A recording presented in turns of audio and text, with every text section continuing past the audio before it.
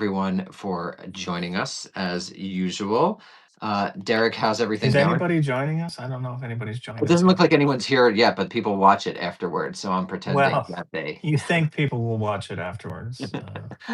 It does seem strange that there's zero people here. There usually are some people here. Yeah. Um, but yeah, we tweeted it out, right? Yeah. Yeah, there's usually some people here. This is very strange. This is good. This is Derek. We're doing it. Oh, there's one person here. Okay, we got somebody. All right. Hey, Sam Zhang, once How's it going, man? again. Thanks so much. This is actually, we actually just lied about it leaving being a live stream. We actually just set this up to talk to Sam Zhang and Yeah. YouTube. Select few people. Select few people. Yeah, so we're going to talk about the World Cup this week, everybody. People usually come to us for their World Cup needs. Um, but yeah, everyone, thank you for joining us. People actually usually wind up watching this after, so it's kind of funny that you're kind of reacting to the people who are here. But then, Oh, here really, we go. There's some. It's starting to fill up now. this is for posterity. Actually, I I don't do this for really entertainment. This is for the record. okay. If you Um, say so. So there's actually a bunch of type of foreign affairs news to talk about this week, which I guess is number one, the Iran deal and the G7 comments, which were really choice. Just Trump, I mean, the I old feel like I'm Trump. losing my mind. You Like, saw I a mean, glimpse of the old man himself. he's like he's talking about. I mean, the people are asking him about like why aren't the missiles in here? And he's like, well, it would be unfair not to let Iran have some missiles. You just went to war. You just went to war over this. He also said And they something asked him about the about nuclear. enrichment, and he said, well, I mean, you got to let them have some enrichment. It's for electricity, like other countries could do enrichment. Why can't Iran do enrichment? And then he said, you have to have some common sense about these things. You just went to war to stop them from enriching uranium. Are you kidding me?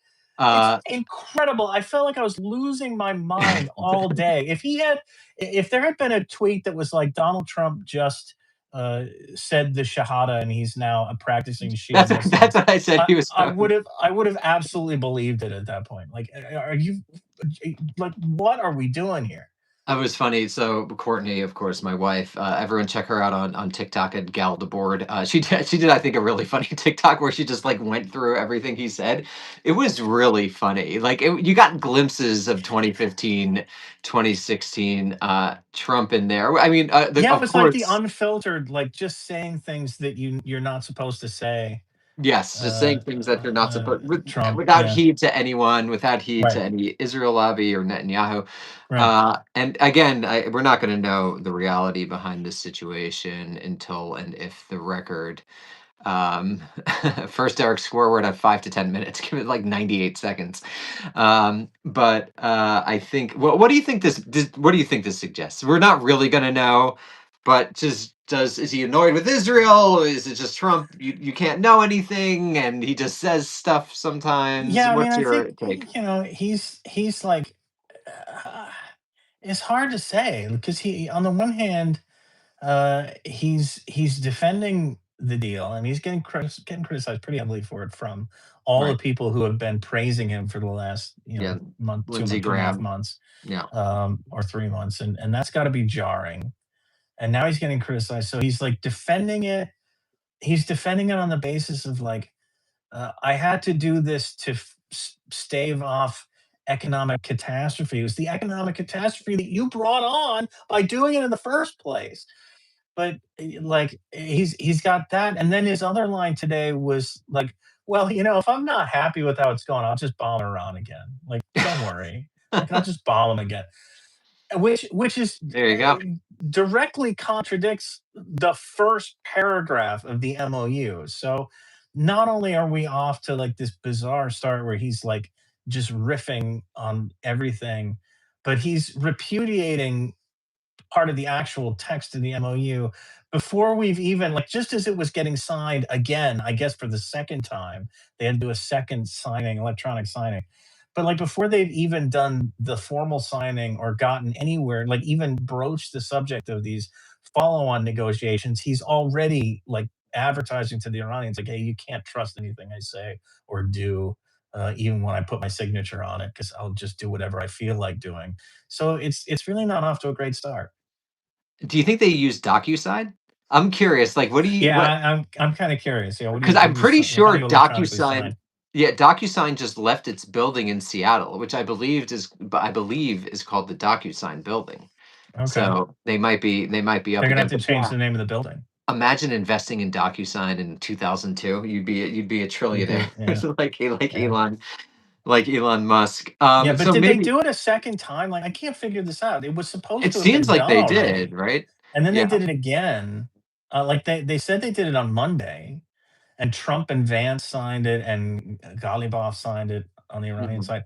But then they had to do it again, and Trump had to sign it, and Pezeshkian had to sign it. And Pezeshkian, like, I mean, it was like proof of life for him. Nobody's talked to him in 6 weeks at this point. He's just a non-entity. So I don't. I mean, legally, I guess he's the president of the country, but I don't know why it was so important that they get his signature on it.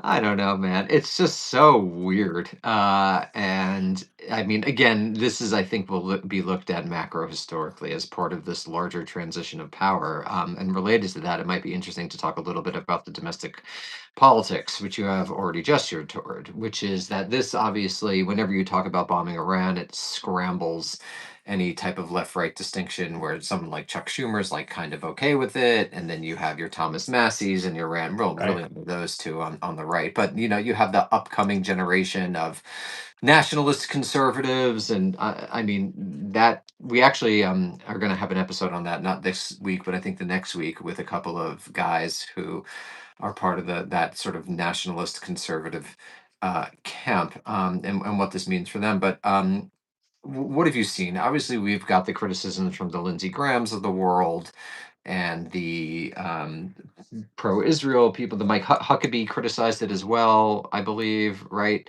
Yeah. In between Yeah. base Huckabee was like, licks. Yeah. how could be like, I mean, his thing was shocking because he's really, I mean, all US ambassadors to Israel wind up being Israel's ambassador to the US, but Huckabee is like on another level. And what was his comment was like the United States wouldn't exist without Israel. Like, I mean, do you have the math on that? Like, can we get a date check? Like, I I know don't know. what I he's thought that was talking right. about, but I come thought, on, man. Derek, honestly, you sound a bit anti-Semitic. So let's just pull back No, here. if anything, it's anti-Christian because that's what he's talking about. He's like, And if there we was are no a pro-Christian Jesus, podcast. there would be no United States. Like, come on, man.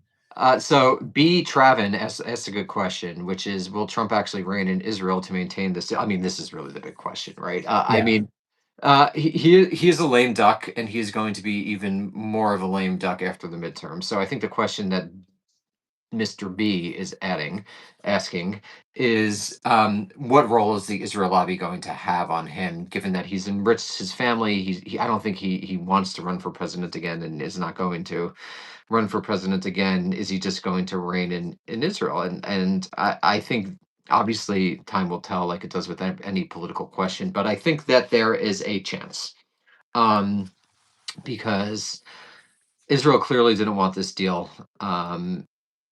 Trump is clearly annoyed, as a friend of the pod, Barack Ravid has demonstrated again and again with Israel. But is that enough to overcome basically he doesn't really care? And there are structural yeah, he incentives doesn't to, care. Right, he doesn't yeah, care enough to to fight the do it. I mean, institution. that's really the question. So Derek, I have a feeling you're going to be pessimistic about Trump actually doing anything. But I mean, doing I like don't even forcing know if you can Israel to accept assess this? this yet because I still don't really know like what is called for. The MOU is vague about this. Like, we've seen the text now. It's been reported by a number of places, like reported out and released. But it's still vague on Lebanon. Like, the fighting is supposed to stop. That's clear. The fighting is supposed to stop. But is the occupation supposed to end? I don't know. I mean, there's a mention of like the territorial integrity of Lebanon, and I should say I've only skimmed the thing, so I may be missing something. But like, it doesn't come right out and say, as far as I can tell, it doesn't come right out and say that the IDF has to get out of Lebanon. And so, like, as long as that, if you're not going to force that, and you're just going to say, the Israelis can park where they are, or I think there was a Haaretz story that they were worried they were going to have to pull back to the Lebanon yellow line, which is 10 kilometers north of the border. If that's all you're going to do, then it's not going to hold. It's not going to hold. And then the question becomes, how far are the Iranians willing to tolerate continued fighting in Lebanon before they say, this is not what we signed up for? Or is there a point where they'll do that? The Hezbollah seems to think there is. The Iranians keep saying that there is, but we'll see. I don't Well, think where does I that mean, Derek? Trump is going to be willing to say get out of Lebanon. I just don't see him having that in him. Mostly because, as you say, I guess it's not worth it to him to have the fight. Yes, he's a lame duck. Yes, he doesn't need these people anymore. He can criticize Netanyahu, but he's also been trying to hedge himself against like people saying mean things about him on TV. Like he did the like half joking, half not thing where he was like, if there's anything bad in here, it's JD Vance's fault, and anything good in here is my doing. Like he's still sensitive to that, and that I think limits his willingness to really take on Well, Israel. Uh, time will tell. What do you think about the regime in Iran, actually? Because obviously this shores them up. This gives them a gigantic. This is the It's biggest win huge. since the Yeah, revolution. it's Not huge. even close. Like, ironically, a regime that I think has been facing a genuine popular discontent at home for a while at this point. Um, I think was just given a steroidal shot in the arm. I mean, this is going to really increase the legitimacy and prestige of the regime. So I'm curious, as someone who knows this a bit more than I do, what do you think this does for the regime? Where do you think the Iranian government goes from here? Do we know anything Yeah, I about mean, the these IRGC? all Like, open questions, right? right? Um, I mean, it's certainly the biggest win they've had. Yeah, I think probably since the revolution. That's right. Um, the Obviously, oil they sanctions, defeated the like great Satan. the Yeah. oil sanctions alone, it was shocking to me because it was the language in the MOU is not just like we're going to suspend or waive oil sanctions. It's all the other sanctions that would prevent you from selling oil will also be waived. Like we're going to take, because this was the frustration with the JCPOA to a certain extent. It's the frustration anytime the U.S. sanctions a country and then says, but we're going to make exceptions for food and medicine and this and that is because that doesn't account for all of the like underlying infrastructural sanctions on banking, on shipping, on insurance that prevent any transactions from taking place, even if you take the one commodity that you're going to lift and say, okay, we won't sanction oil sales. You're sanctioning all the things that make oil sales possible, so it still can't happen. But this MOU says everything's off, like everything's going to be lifted or suspended, not fully lifted, I guess, waived for a period of time. And that's huge for the Iranians. This is like a better position than they were in since any time before the JCPOA, I think, in terms of. And again, it's only for 60 days. Maybe it gets extended, but still, it's a huge win. I don't know domestically what kind of effect it's going to have. I mean, there's already like some consternation among like the really anti-West kind of elements of Iranian politics, arguing that this was a sucker's deal, that they shouldn't have taken it. I think that's a small group at this point.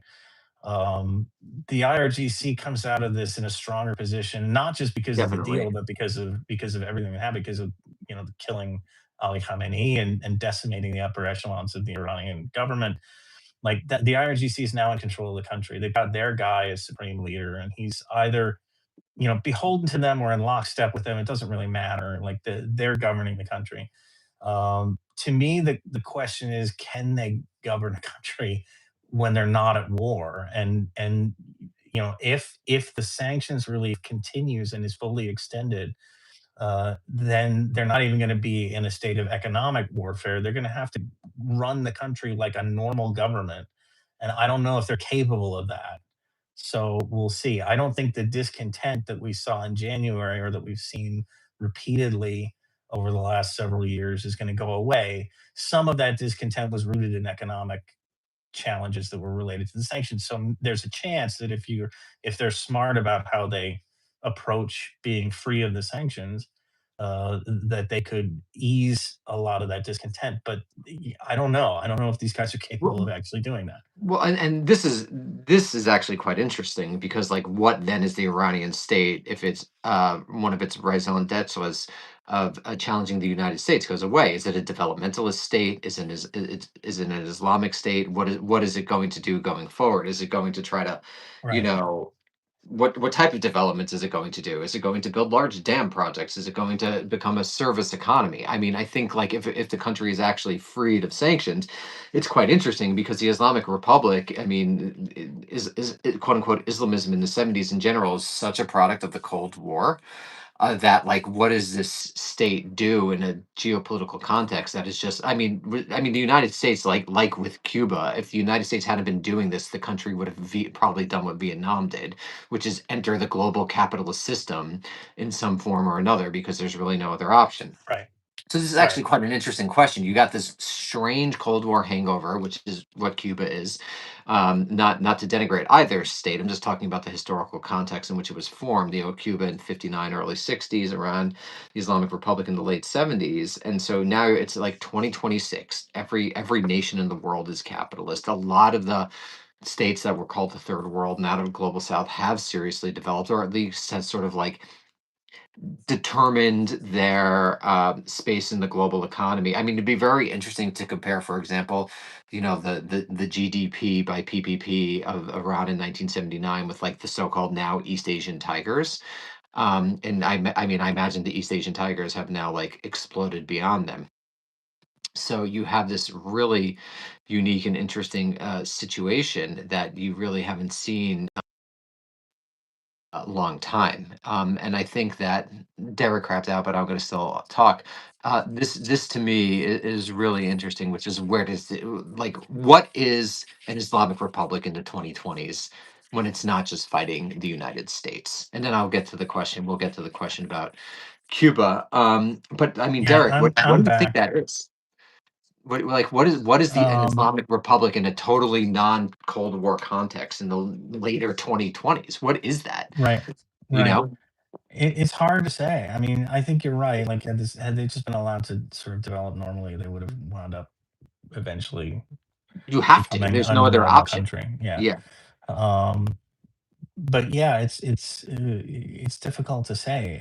What do you do at this point? And um, it's especially difficult to say with a government that is totally untested. I mean, and, untested at peacetime, I should say. Um, this isn't. This is not only. Um, it's not only a new cadre of people. I think it's a whole new structure for the Iranian government, because it's really like elements that were subservient to the revolution are now in charge of the country. The IRGC basically is what I'm saying. So yeah, I don't. It's hard to predict. It's really hard to predict. Like, are they going to um, stick to a hard line ideologically? This $300 billion investment fund is an interesting thing, because that, if they did it right, if they did it, in an upfront kind of, genuine way, could be a tool for dragging Iran into uh, the system, which, then has repercussions down the road. If it's just going to be a slush fund for, like, Steve Witkoff and Jared Kushner, then I guess that'll decide that. But it's hard to say. But when you think about quote unquote global Islam, which is obviously not a perfect term, the '70s are like Wahhabism. You have the Islamic Revolution, right? It's just like Islam itself is in a very, very different moment as well in the late 2020s. It's like North Korea is a bit of an atavism. There's like no democratic republics any longer because there were such artifacts of the Cold War. So, like, what is its ideological program? What is it actually trying to do in the Middle East now that it knows that it's able to actually close the strait? I mean, these are really quite interesting questions from a geopolitical and regional perspective. But someone asked about Cuba. Do you think this makes a Cuba attack more likely? I don't know. I've waffled on this bad boy. I think it actually makes it less likely. Though I don't really know because like it could go badly. Like you never really know about that. I think Trump's taken a serious hit. It would obviously try to be a special forces operation, but what's your take on the whole issue of Cuba? It's I mean, I think a lot of it depends on whether Trump feels like he needs a quick win, which we won't know. I mean, he's clearly feeling good about himself right now, so I don't know. What's there not Um, to feel good about? yeah, really, what's there not to be good about? But like, if he, feels in a couple of weeks like, they're people are really riding me. Like I'm getting yelled at on my favorite TV shows, and I got to do something to change the tenor of the discussion. Cuba is still a fairly easy target, although I don't know what they want to do in Cuba. Like Right, it's the unclear. the logic of going in and taking out Nicolas Maduro and, filling in what was left in Venezuela doesn't necessarily hold in Cuba. Like they've indicted Raul Castro. Are they going to go like abduct the like 85? What is he, 85, 90 at this point? Like just ancient. Um, Go abduct him and do what then? Like he's not officially, and he doesn't have an official role in the government anymore. Are they going to go in and take out Miguel Diaz Canel, who's like a function, like a placeholder, basically? Like I don't know who the guy that you knock off is, and then put the new regime in place. I mean, I guess they could figure that out, or they could just go in and occupy Havana, but then that opens up all sorts of potential And then problems. like the idea let's say to what and end the blockade and the sanctions Right. and then what incorporate Cuba into the wider Caribbean capitalist world and so people start vacationing in Cuba like they did in the 20s through the 50s. Is Yeah, that like bring the the goal? casinos back, like, Yeah, bring the like Meyer casinos back. Lansky and Yeah, Lucky Luciano murdering. I mean, and then right, prediction Poly Market halls, yeah, like headquarters. Polymarket. Yeah, Go you'll in have a and, bunch like, of people move there. live bet on, whether uh, some, catastrophe is gonna happen. That'll be fun. So, Derek, have you seen anything domestic in terms of domestic politics that have surprised you or that have interested you as this disaster comes to at least a temporary end to be decided how long of an end it is? Are sort of the coalitions we've all come to know and love coming apart, or what are you seeing here?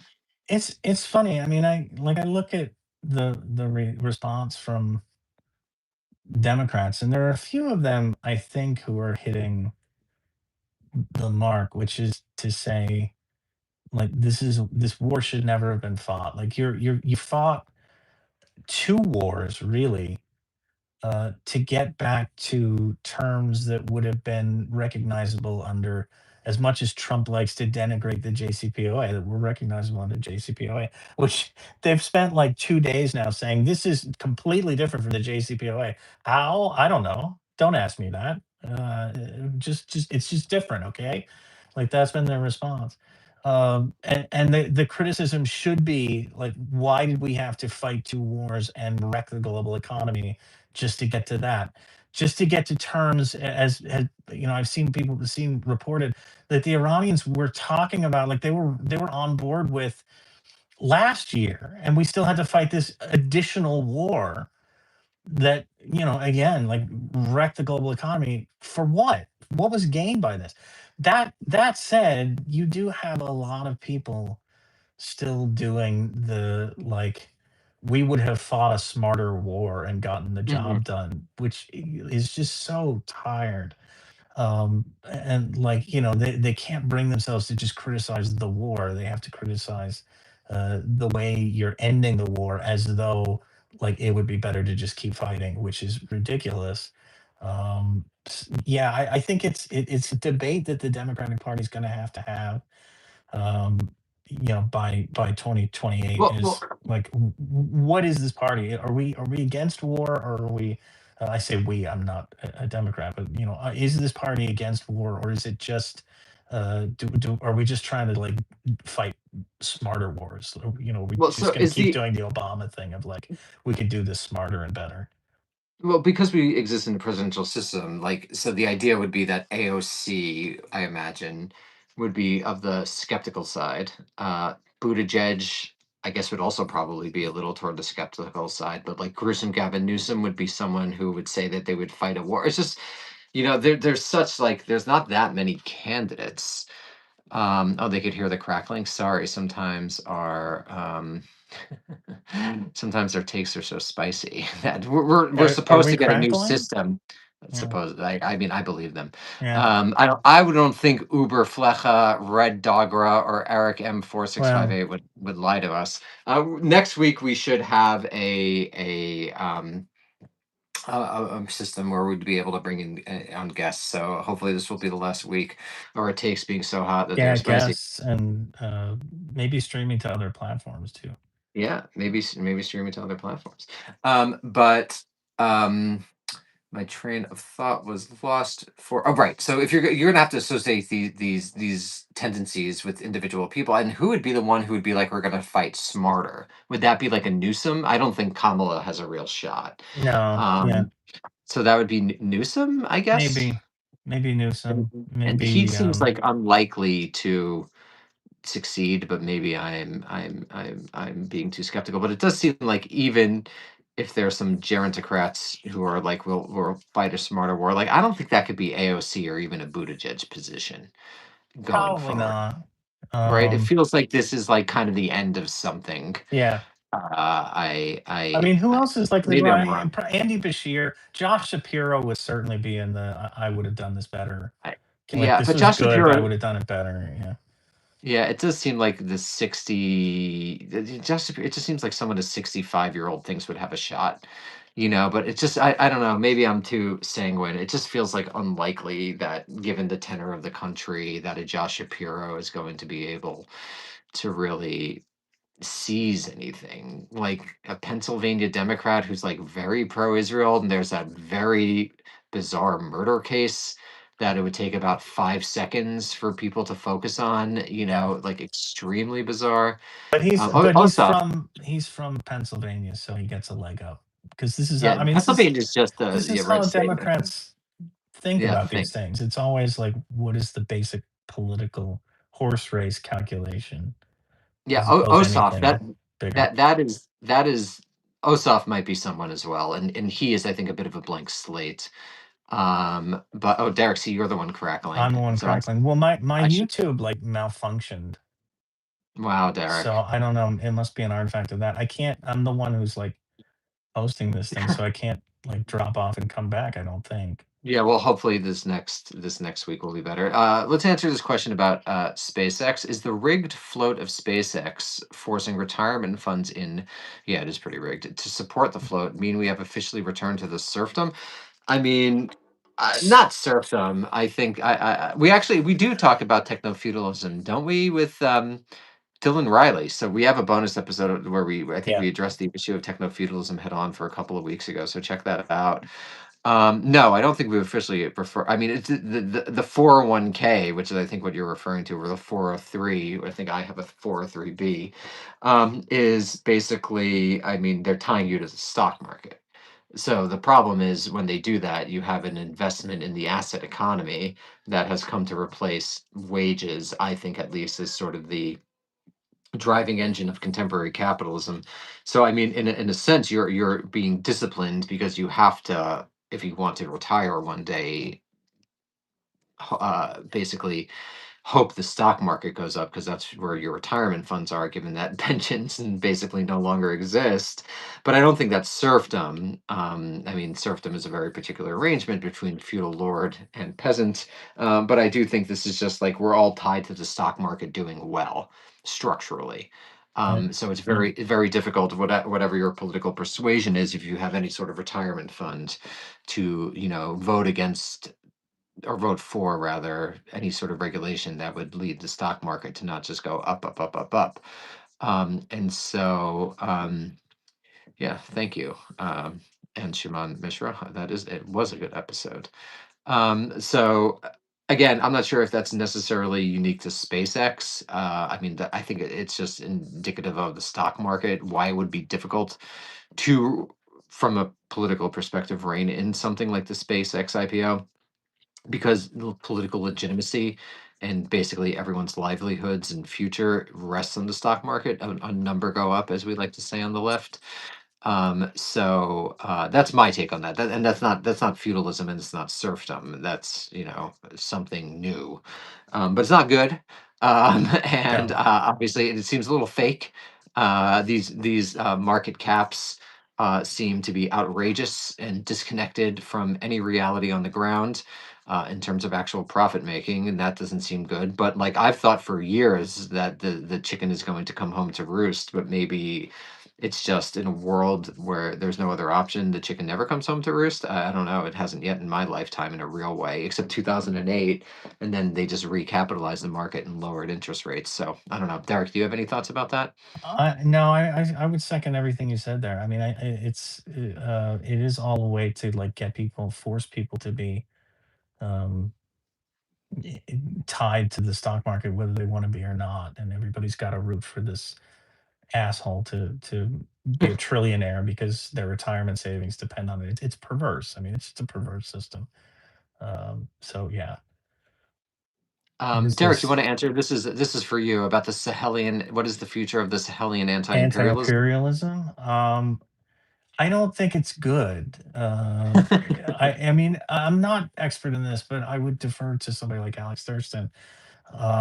They can't. They're not defeating the jihadists. Like this was the whole rationale for the coups that brought these governments to power. Especially, I mean, the main like anti-imperialist of the bunch here is Ibrahim Traore in Burkina Faso, who has this image now of like, he's a new Thomas Sankara, but Sankara actually did things. Like he accomplished stuff.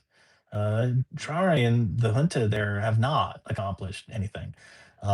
So I don't think it's good unless they can turn things around. And the situation in Mali is grimmer than it is in Burkina Faso, but it's still pretty grim in Burkina Faso and Niger.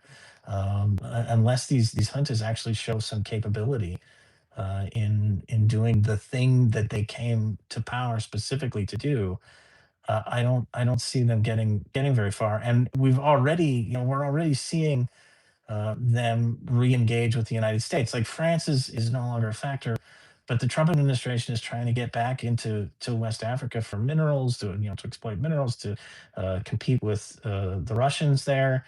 And that's happening. Like these governments have been receptive to that. So that also doesn't speak very highly of their commitment to genuine anti-imperialism. So I'm skeptical. I mean, we should do an episode on what does anti-imperialism even mean in the 2020s, and in like very much no longer in the age of decolonization. I would even say we're no longer in the age of the post-colony. Like again, it does still feel though like we're tethered to the language and frameworks of the past. Like we haven't really come up with something after postmodernism. We haven't really come up with something after post-colonialism. So again, we still seem to be in this interstitial intermediate period, where we haven't really understood what this era is about. And I think that, again, same thing with liberalism, right? What's come to replace liberalism? Essentially nothing. And Right. so, like we're just in this era of total dissolution and decay, which makes it sometimes difficult to also analyze things that are going on, because it just seems like it's further and further it's a further and further descent without there being any real positive program. So it's Um, like, what is this age defined by? And right. maybe that'll be different once the boom or once the gerontocrats leave, right? Like at least we'll be getting some positive decisions going forward. Like as everyone probably listening to this knows, I disagree with Pape that Iran is the fourth great power. Yeah. I wanna this Uh, the person who asked about this the Sahel asked a follow-up, which is, do I think this means the jihadists will win? No, I don't think that they'll win. I mean, define win, I guess. I don't think they'll win. The place to watch is in Mali, where J-Nim really seems to have pretensions to govern, and they're even, depending on who which analysts you read, they're sort of shedding quietly their affiliations with Al Qaeda and sort of global jihad to take on a more local um, tenor, and because in part for this alliance that they've now got with the Tuareg rebels in the north, but also to make themselves seem like a legitimate governing option. So, I mean, if it's going to happen in one of those countries, it's probably going to happen in Mali. But Niger, I mean, the Islamic State is really more potent in Niger than Jainim, and Islamic State's nihilist. I mean, they wouldn't know what to do if they somehow stumbled into control of a country. They'd just be lost, especially the Sahelian branch. I mean, it was one thing with the caliphate, I guess, in Syria and Iraq, although that was a mess too. Um, so yeah, I don't. If win means like, are we going to see a new caliphate in the Sahel? I think probably not. But certainly those insurgencies can go on, indefinitely, really, unless there's finally some approach to end them. I don't think it's going to be military. I think it's going to have to be um, trying to negotiate with elements within those groups to weaken the overall structure. But none of these hunters seems capable of that. You took the words right out of my mouth, Derek. Before we go, uh, does anyone have any questions? Put in the super chat. I'll give everyone a second. But yeah, we're going to be doing these and go also indefinitely, like a good insurgency. We'll be doing this indefinitely into the future. Hopefully, we will be able to have guests soon. So if there's no more questions, thank you everyone as always for coming to watch the show. We're going to have a merch drop soon. And as always, keep on rocking in the free world. Bye.